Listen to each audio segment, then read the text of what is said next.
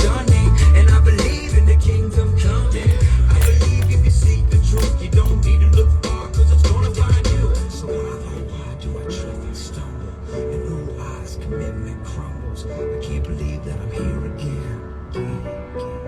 My life be like times like these, and I hate to say it. Lord, if you see me, please come my way. Like leaving breadcrumbs for when I stray. Well, I don't sacrifice in the price you pay. Like living like a fingertip. My life be like. How to do, everybody? Can you guys hear the music? Someone type in yes. Can you guys hear the music? Can you guys hear the music? I didn't know you could play a little music while I'm talking. Start doing some lives with some Mozart in the background. Get you guys in the right brain. Rise and shine, everybody. What's good? One of my favorite songs of all time. Yeah, my life be like, yeah,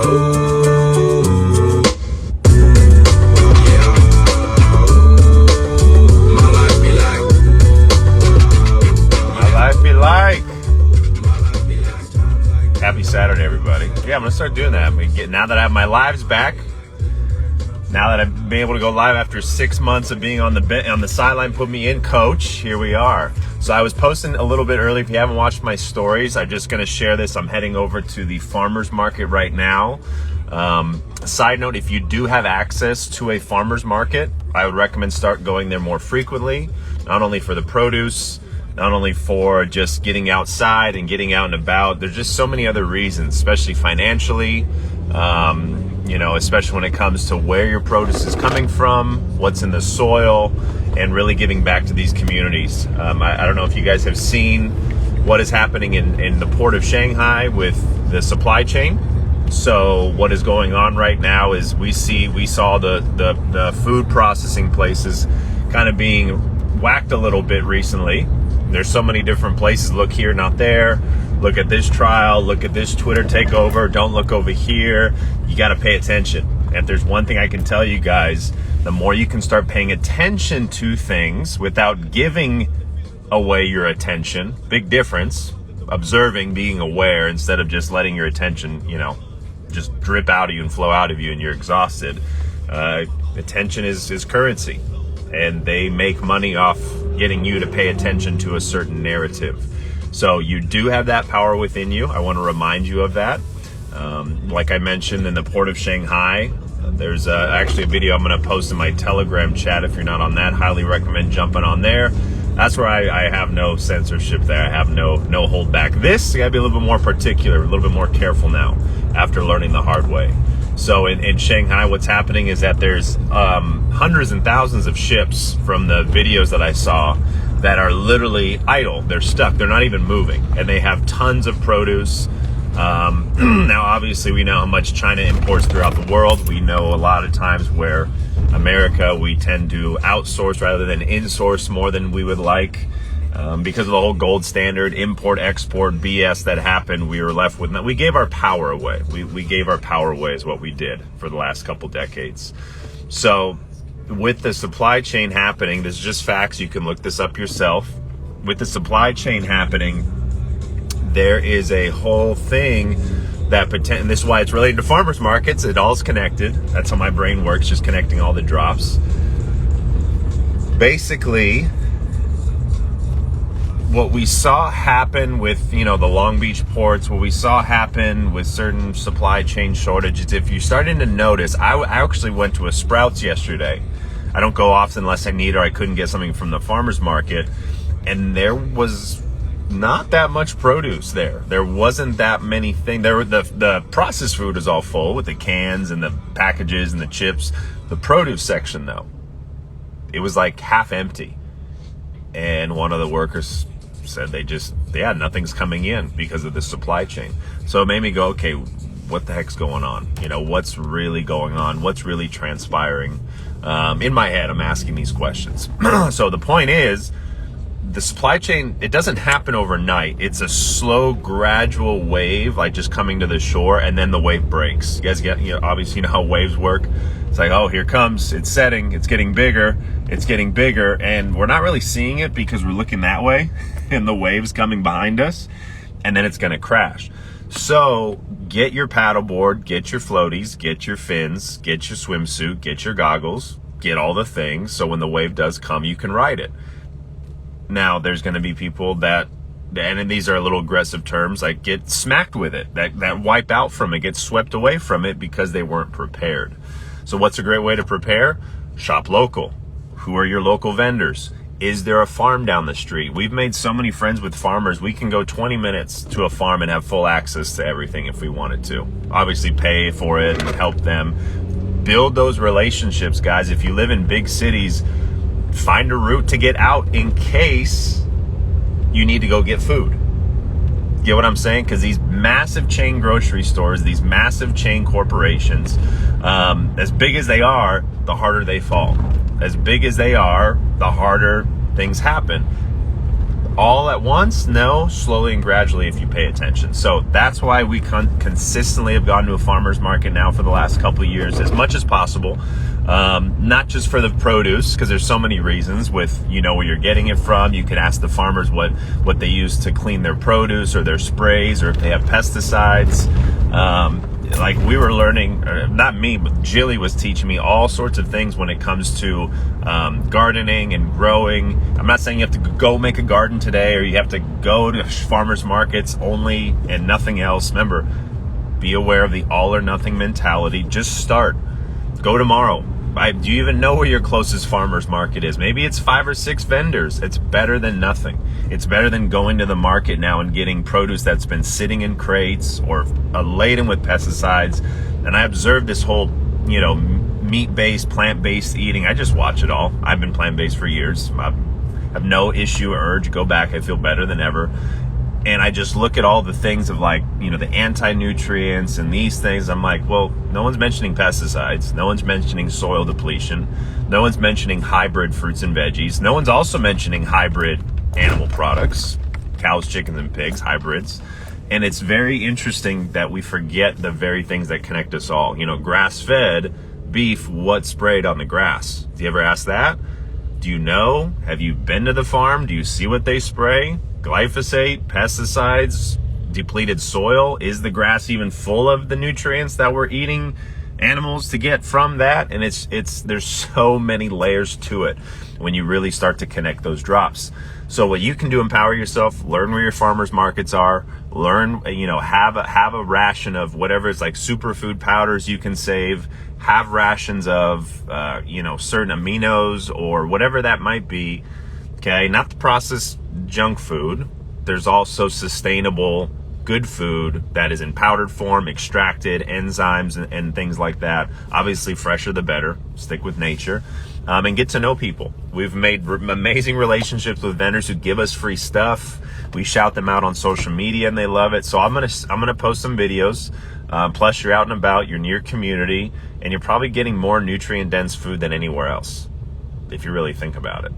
And they got really good stuff. I mean, and here we are in near San Diego and Oceanside and Carlsbad and Vista and Leucadia. So wherever you're at, I hope you're near one. I get it if you're in a different zone or a big city or somewhere where you don't have farmers markets. That's where you got to, again, make decisions. How can I get this type of produce? How can I maybe get a delivery service that is not tied to big corporate chains or like these big farmlands? And, you know, a lot of our produce actually comes from California, believe it or not. I learned that this as well. 80% of global produce, I think, quote me on that, comes from California because of the weather, because of the soil, because of the temperature, the ozone or the oxygen from the ocean and the minerals and the climate and the elevation. So shout out California. We have some amazing produce. If you're in California, take advantage of it. If you're not, look to get it shipped to or from, because much of our land has been destroyed. Much of our land from the Farmers Bill, the Farmers Act, which originally initiated, you know, Nasara Jasara and all that stuff, which is happening. It's already happening right now if you haven't noticed. And our whole land has been taken over. So again, it's like everything's inverted. Everything's been coming into our land. All right, everything, we've taken it from indigenous tribes, we've manipulated the history, we've distorted the banking system, we've indoctrinated the schooling system. Those are facts. Those are facts, and you'll get to those realizations and truth as you connect those dots. There's nothing C word about it. None of that. And that the C word is to devoid you and make you retract from all the facts they don't want you to find. Because when you know the facts, you can act, right? And you can take action. That's why I act on. All the words, they're right in there. You just got to decode them a little bit and pay attention to it. It's how we process sometimes a bunch of things.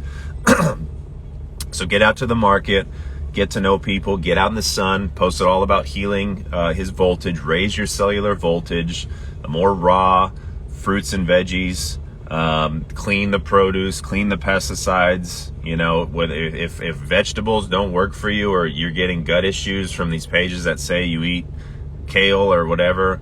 I don't eat kale much. I'll have it here and there in a juice. Don't have any gut issues, and probably gut issues that do come from eating fruits and veggies is from pesticides. It destroys your gut. Look at what glyphosate does to your gut. Absolutely destroys it.